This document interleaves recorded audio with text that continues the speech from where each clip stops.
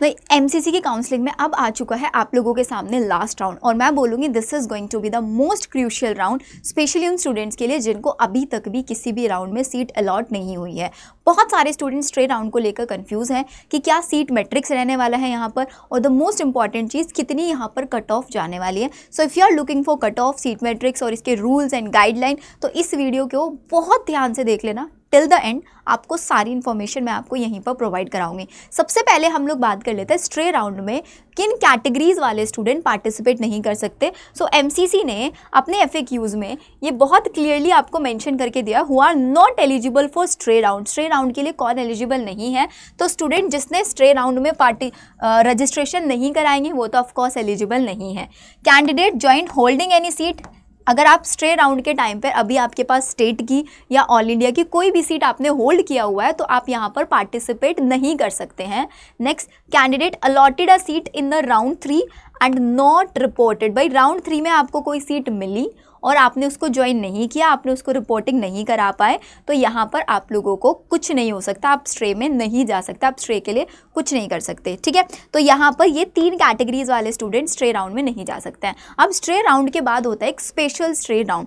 Special stray round में कोई fresh registration नहीं होता है। तो बच्चा, अगर आप ये सोच रहे हैं ना कि मुझे स्पेशल स्ट्रे राउंड में जाना है, मेरी रैंक बहुत हाई है, जो लास्ट ईयर तक 13 लाख रैंक तक, 10 लाख रैंक तक भी सीट मिली है बच्चों को गवर्नमेंट सीट, वो क्या इस बार भी मिलने के चांस है? तो बेटा वो चांसेस बहुत ज़्यादा प्रोबेबिलिटी के बेसिस पे काम करता है, लक भी वहाँ पर कुछ काम करता है आप लोगों का।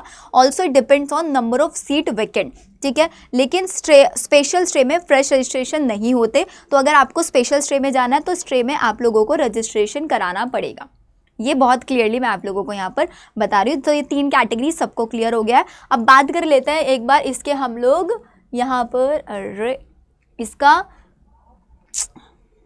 शेड्यूल क्या है। तो अकॉर्डिंग टू द शेड्यूल आज आप लोगों का बाय टुडे स्ट्रे राउंड का जो रजिस्ट्रेशन है वो स्टार्ट हो चुके हैं। अब रजिस्ट्रेशन करने का जो प्रोसेस है दैट इज़ वेरी सिंपल। नहीं किया है रजिस्ट्रेशन कर लो आप लोग। फर्स्ट, सेकंड, थर्ड राउंड से आप लोग पार्टिसिपेट करते हुए आ रहे हैं और आपको सीट अलॉट नहीं हुआ किसी भी राउंड में, तो आपको स्ट्रे राउंड में फ्रेश रजिस्ट्रेशन नहीं करना है। 5 नवंबर से चॉइस फिलिंग स्टार्ट होगी, तो आपको सिर्फ और सिर्फ चॉइस फिलिंग करना है और कुछ नहीं करना है। ठीक है, अब देन इसका रिजल्ट आ जाएगा 12 नवंबर तक, देन रिपोर्टिंग एंड प्रोसेसिंग वाला टाइम चलेगा। अब सीट मैट्रिक्स आएगा तभी तो चॉइस फिलिंग करेंगे। तो according to the schedule seat matrix आप लोगों का आज आफ्टरनून या लेट इवनिंग तक आ जाएगा। जैसे ही सीट मैट्रिक्स आएगा आपको मैं सारी इन्फॉर्मेशन प्रोवाइड करा दूंगी। अब द नेक्स्ट चीज़, हमारे पास रजिस्ट्रेशन हम लोग कर लेंगे, लेकिन अब हमारे पास डाउट ये आते हैं कि दी मुझे कॉलेज मिलेगा नहीं मिलेगा। बहुत सारे इस टाइप्स के आप लोगों के डाउट है। तो स्पेशली आप लोगों के लिए बेटा BSc नर्सिंग के जितने भी 7 कॉलेजेस हैं उन सब की कट ऑफ राउंड 1 में क्या रही है, राउंड 3 में, राउंड 1 और 3 में कंपैरिजन करके मैंने यहाँ पर बताया हुआ है। अगर आप इस कंपैरिजन को, मैं आपके सामने BHU का कंपैरिजन यहाँ पर दिखा रही हूँ, तो बेटा BHU को एक जनरल कैंडिडेट को जो सीट अलॉट हुआ है ना लास्ट 68,000 पर सीट अलॉट हुआ है, 68,000 समथिंग पर। और इसके अंदर अगर हम राउंड 3 में बात करें तो 35 सीट्स वैकेंट थी, जिसमें से राउंड 3 में 33 सीट्स फिल हुई थी। अब द मेन थिंग इज कि क्या इन 33 बच्चों ने सबने रिपोर्टिंग करा लिया होगा?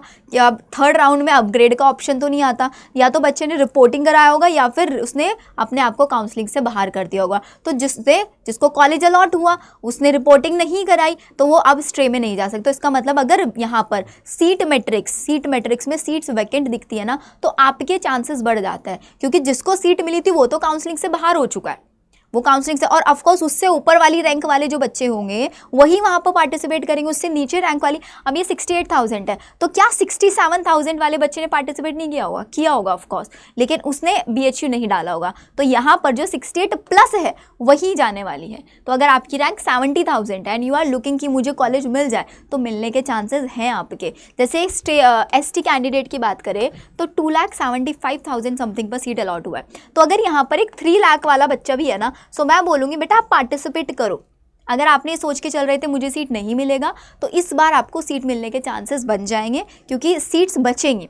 बिकॉज आप लोगों ने एक और चीज़ यहाँ पर बेटा देखा होगा कि हम अगर इसका जो ये इन्होंने रिलीज़ किया ना एमसीसी ने अपनी ऑफिशियल वेबसाइट पर, list of admitted joint candidate, तो इस एडमिटेड जॉइंट कैंडिडेट से बहुत आइडिया ही लगा है, बिकॉज ये लिस्ट बहुत बड़ा होता है, हम इसको पूरा वेरीफाई नहीं करते। आप देख सकते हो 1400 पेजेस का लिस्ट है, लेकिन मैंने काफ़ी बीएससी नर्सिंग के सीट्स यहाँ पर चेक की हैं, तो बच्चों ने सीट्स को रिज़ाइन किया है, सीट्स रिज़ाइन हुई हैं। तो अब जो आज सीट मैट्रिक्स आएगा उससे आप लोगों को बहुत क्लियर हो जाएगा कितनी सीट्स बची है, और सीट मैट्रिक्स आने के बाद मैं आप लोगों को चांसेस भी बताऊंगी कि किस रैंक तक बच्चे को पार्टिसिपेट करना चाहिए, किस कैटेगरी के स्टूडेंट को क्या चॉइस फिलिंग में पैटर्न रखना होगा, वो बहुत बहुत क्लियरली डिफाइन यहाँ पर हम लोग करेंगे। तो ये प्रॉपर हमारा लिस्ट आया है।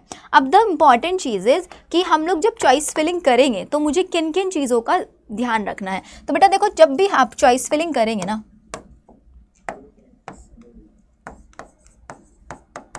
तो चॉइस फिलिंग में सबसे पहला जो फैक्टर हमारा यहाँ पर आएगा वो ये फैक्टर आएगा कि हमारे पास जो सीट मैट्रिक्स आएगा हमें उसको ध्यान रखना है कि जिस कॉलेज में, बिकॉज बहुत सारे बच्चे ऐसे होंगे जो स्ट्रे राउंड में आप स्ट्रे राउंड का रजिस्ट्रेशन कब करेंगे, एक बार सीट मैट्रिक्स आ गया। क्योंकि कोई बच्चा सोच रहा है कि मेरे को बीएचयू से बीएससी नर्सिंग करना है, लेकिन सीट मैट्रिक्स में उसकी कैटेगरी की सीट्स है ही नहीं, तो क्या वो पार्टिसिपेट करेगा? मैं बोलूँगी करेगा। अब आप बोलोगे दी ये तो बिल्कुल फ्लिप हो गया। नहीं बेटा, फ्लिप नहीं हुआ है, क्योंकि स्ट्रे राउंड के अंदर ना क्या होता है, कैटेगरी कन्वर्जन होता है।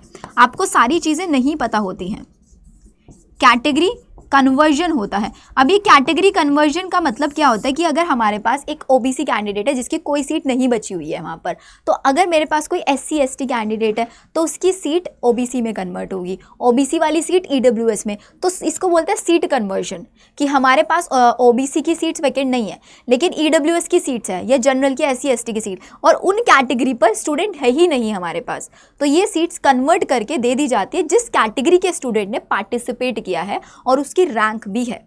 तो कैटेगरी वाइज तो आपको कुछ नहीं सोचना है, कैटेगरी वाइज नहीं सोचना है आपको। हाँ, ऑफ कोर्स किस कॉलेज में कितनी सीट्स हैं उसके ऊपर लेके चलना है, ठीक है। तो सीट मैट्रिक्स आ जाएगा, उसके बेसिस पर आप लोग अपनी चॉइस फिलिंग करेंगे। और चॉइस फिलिंग में you have to make sure fill only, आपको कौन कौन से कॉलेज फिल करना है, फिल ओनली प्रेफर्ड कॉलेजेस, जिन कॉलेजेस में आप जाना चाहते हो, जिन कॉलेजेस में आप जाना चाहते हो सिर्फ वही कॉलेजेस आप फिल करोगे। और अगर ऐसा है कि यार कुछ भी मिल जाए मुझे, बट मिल जाए, तो मैं बोलूँगी A to Z सारे कॉलेजेस फिल कर देना, सारे।